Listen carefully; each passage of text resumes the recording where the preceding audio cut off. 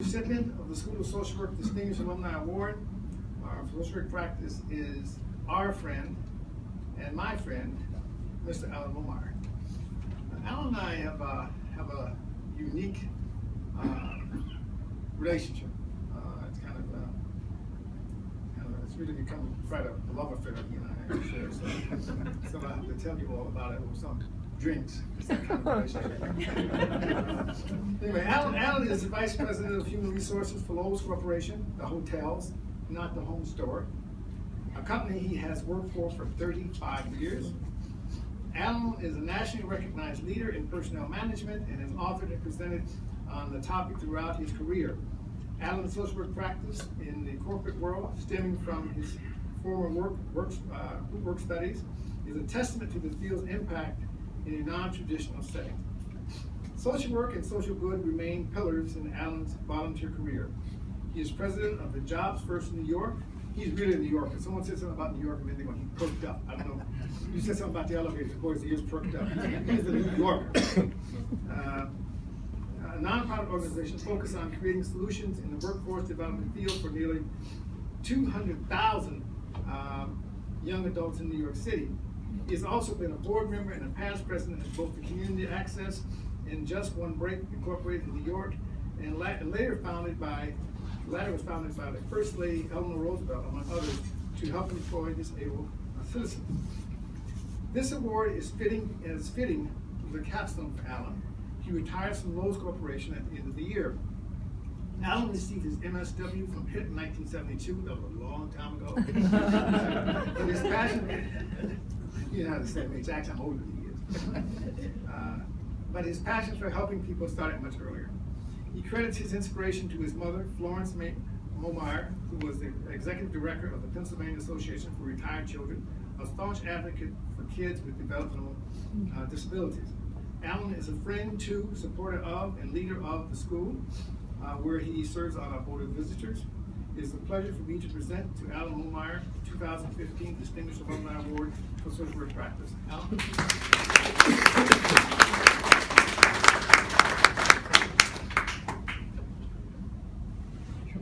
I've been trouble with drinks, right?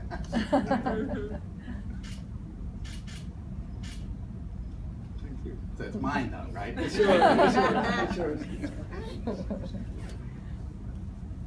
I was thinking of trying to speak and balance that on my head. So Larry and I are such good friends that we don't have to check with each other in the morning to determine we're both going to wear notch lapel pinstripe suits. But it just happens that way, right, Larry? So thank you, Dean, and thank you everybody that was part of it, Tracy and Tony and anybody that had anything to do with my receiving this award. It really, really means a lot to me. I mean, I'm incredibly gratified by this. Larry mentioned I'm retiring in 3 months. There's no better way to go out of anything than to really feel like your community is somehow recognizing what you've done, and this makes me feel that way. I actually don't feel you're honoring me, but Larry brought it up, so I'm going to talk about her. I really feel you're honoring my mother. I feel you're honoring how every parent shapes children and shapes them in a positive way. In the late 60s, when I was going to school, and I see around the room there's a lot of people here that remember what things were like, I had very modest ambitions. I just wanted to change the world. I would have been satisfied. I wasn't worried about the universe. I mean, I was watching Star Trek, but I left that to Mr. Spock, and I was just, this planet, I wanted to change everything. So I talked to my mother, who was an MSW, not from Pitt, but from Case Western Reserve, around our kitchen table, and I remember my mother saying, Alan, why don't you just start with one person at a time? And that somehow made sense to me, and I asked her how I did that, and that's how I ended up applying to graduate school and how I ended up here. It was a decision that is among the best decisions I've ever made in my life. So I want to tell you more about my mother and how she shaped the world and how she has an influence on this world that we live in right now. She, as the executive director of the Allegheny County chapter of the Pennsylvania Association of Retarded Children. She didn't work from the time she gave birth to her first in 1942, that was my oldest brother, till I was 12 years old, which was 1960. And then she was a 1-day-a-week volunteer, then a 2-day-a-week, and then she was a 2-day-a-week paid person, and then she was 5 days a week, and then she was the associate executive director, and then she was the executive director. That took her 18 months to do that. So she became the executive director of the Pennsylvania Association of Retarded Children in 1962. Now, many of you will remember that the developmentally disabled at that time were not in the schools. I never knew anybody that was in the schools. They weren't there. My mother organized an effort with her organization, and it was in my living room every night. The advocates, the lawyers, the parents, the social workers, figuring out what they're going to do about this. Here's what they did about it. They sued the Pennsylvania state legislature for failure to provide free public education to the developmentally disabled. They had a very simple concept. It was, the state legislature says we provide free public education for all, but they weren't in school. They were in sheltered workshops, they were in attics, they were in basements, they were not in public school. They sued them, and they won in the Pennsylvania Supreme Court. They said all means all. And the Pennsylvania Supreme Court, or the Pennsylvania legislature said, we don't know how to deal with these children, these special kids. They have special needs, we don't understand them, that's not for us. They won. The Pennsylvania state legislature appealed. They won on appeal. They won on appeal. It went to the Supreme Court of the United States. Many of you will know this. Pennsylvania led the way in this effort, and everything changed in the next few years.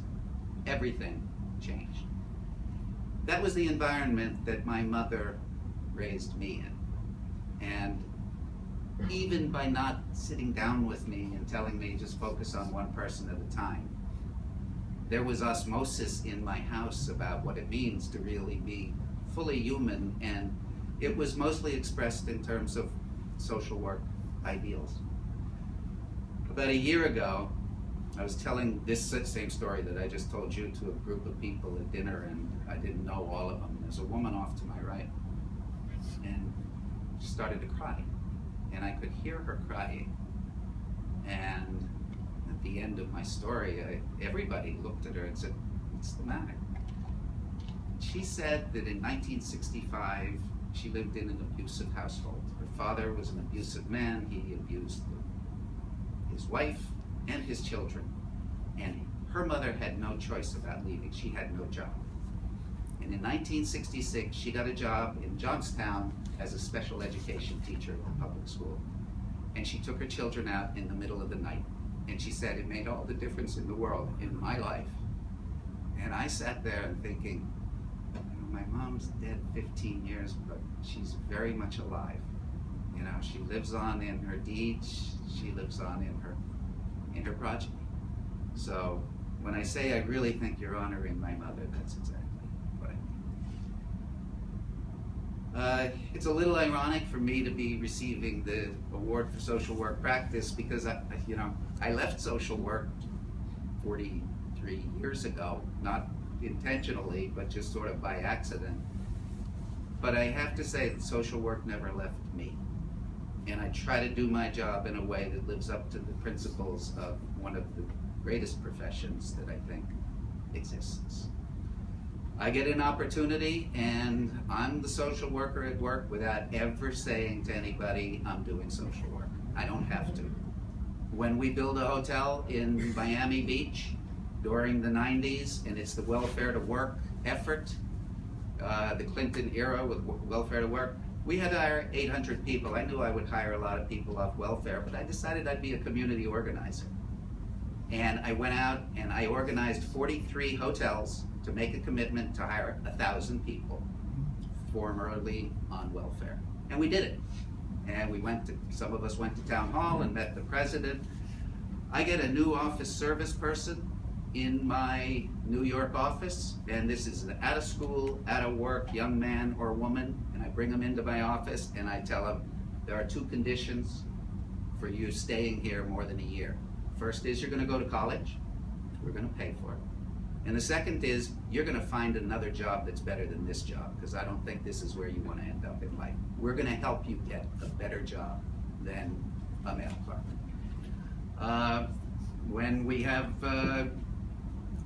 New Orleans, when Hurricane Katrina hit, we had 300 employees there that were out of their homes. I led a fundraising effort to raise money among those employees, and we matched it and helped everybody somehow patch their lives back together. So I really don't think I would think like that at all if I hadn't gone to University of Pittsburgh, and I hadn't been fortunate enough to be my mother's son. Thank you all very much.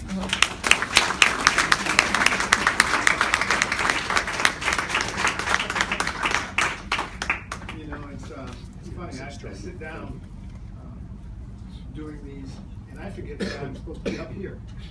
I thought, oh boy, it's time to get up again. I was listening to the talk, enjoying the talk, and realized, no, okay, you gotta go to work. Okay, thanks.